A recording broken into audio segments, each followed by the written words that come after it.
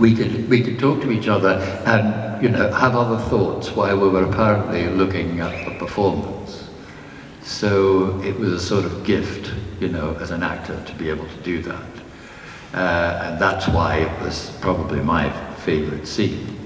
And in that, there's a moment where I think Palpatine really gets him. I mean, the young man is already going, as it were, to the dark side. There's something in him that's going in that direction anyway, and when Palpatine plays on that and uses it. And when he just says quite simply at one point, "Not from a Jedi."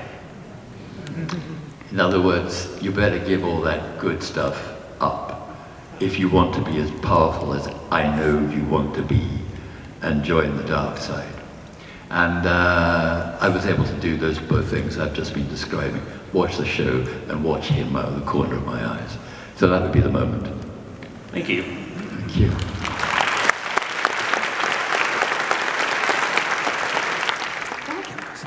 My name is Alex, and first off, thank you so much for coming here. This has meant everything to me. I wanted to ask, after Star Wars, there was a long period of time where you weren't in movies, and then you came in at Lost City of Z. And I was kind of curious about how you got back into that, and what kind of made you come out of that after, you know, the perfect film retirement as Palpatine from the prequels. Well, it's so interesting because, I mean, I've said this before, but you know the phrase, third time lucky. I got lucky 3 times. First of all, when George asked me to play the Emperor in Return of the Jedi. Then he asked me to play Palpatine, the younger politician before he became the Emperor. And then JJ resurrected me.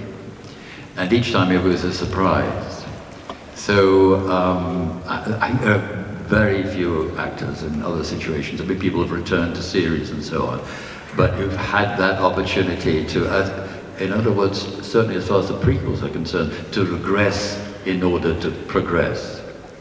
So that's been a fascinating, unique journey. But each time I got the telephone call, it was a surprise and an excitement. And also because I was beginning to know who this person was.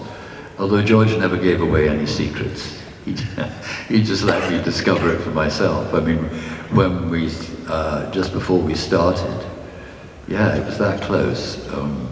The Phantom Menace. Happy anniversary, Phantom Menace. Just before we started that, and we had a brief chat when he said, you know, do you want to come back? I knew obviously that Palpatine was going to turn into the character I later played, but he kept talking about this other guy, and I thought this sounds a bit more interesting than Palpatine. And he was called Darth Sidious. And at that time I didn't know it was me. I didn't know it was me until I saw it on the call sheet, and I thought, no, they don't make mistakes like that. That must be me. And then, because nobody really knows anything until, you know, the secret's revealed. And when, I think there might have been a showing of Phantom Menace before the premieres, but Liam Neeson, you know, when we bumped into each other, I think it might have been the London premiere, said, "Oh my God, it's you bastard." He meant I was playing a bastard, he wasn't doing it. A very nice guy. Has his Irish ways, I have my Scottish ones, you know. But yeah, I hope that answers a bit of your question. Thank you so much. Thank you. All right. Oh, what's your name? What's your question? My name is Logan. What's your favorite Star Wars movie to act in? I can answer that straight away, and that was Revenge of the Sith. Because of all the things I've said, you know, and also I had more lines to speak and more to do. You know. We actors always like that. Although you can do quite a lot of work with not very much, you know, that too. But I suppose the one I have to be grateful for is Return of the Jedi. You know, when I first played the monster, even though I had no real idea what was going to happen. And even as I was playing it, frankly. Yeah, the honest answer to your question is Revenge of the Sith. and also my gang gets their name in the title. Great question. All right. Who's next?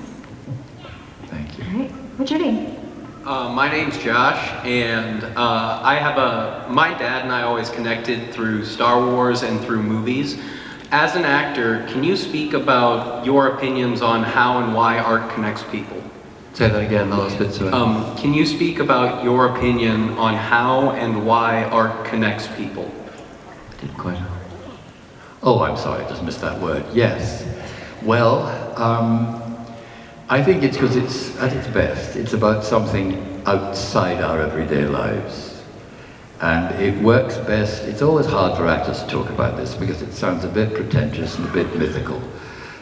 It's not pretentious really, and it is a bit mythical. You know, it's a bit poetic. Because when it really works, I'm talking about, you know, all forms of art really, they strike home to the imagination. Different people respond in different ways to different things. And the power of the imagination is a wonderful amorphous thing. But it's something we all have, and it's something we all need nourishing. So when people say, oh well, you know, there's no money for the arts, for example, there's a lot of that going on back home at the moment. And, you know, money's tight, and people haven't got money for essential things. Well, when I use that word essential, I think it's also essential to stimulate the imagination. So it's always, if done responsibly, money well spent. Thank you very much. All right. Here we go. What's your name? What's your question? My name is Alexia. Can I ask, what's your favorite lightsaber duel in Star Wars? My favorite lightsaber duel? Yes, well, the one where I nearly annihilated a certain person that we talked about earlier on. But no, I mean, I didn't do much of that. Did you guess? Well, you did. The guy who was my stunt double and, you know, stood in for a lot of the scenes that were physically, you know, uninsurable from my point of view. He did all the work, and I did all the close-ups. You know, that's happened. So, but to be frank about it, the best saber sequences, and they were repeated or reinvented lately, were the ones between Ewan and Hayden. Now, these guys can fight. They are brilliant swordsmen, and they work very hard to get to this, you know, Ewan, I think, is a, you know, with a lightsaber, he would be a gold medal winner at the Olympic Games. Why don't they have lightsaber fights? Honestly, talk about lack of imagination. Anyway, they were brilliant, and when they did the big fight in Revenge of the Sith, they worked very hard, and also I was around when they were doing it, and they'd do the whole fight right through, all the time, and it was completely dazzling to watch.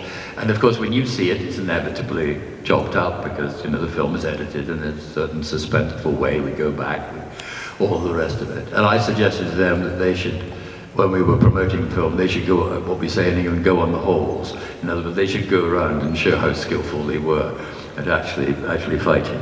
So those two guys in action, and it was great to see them again in the Obi-Wan series.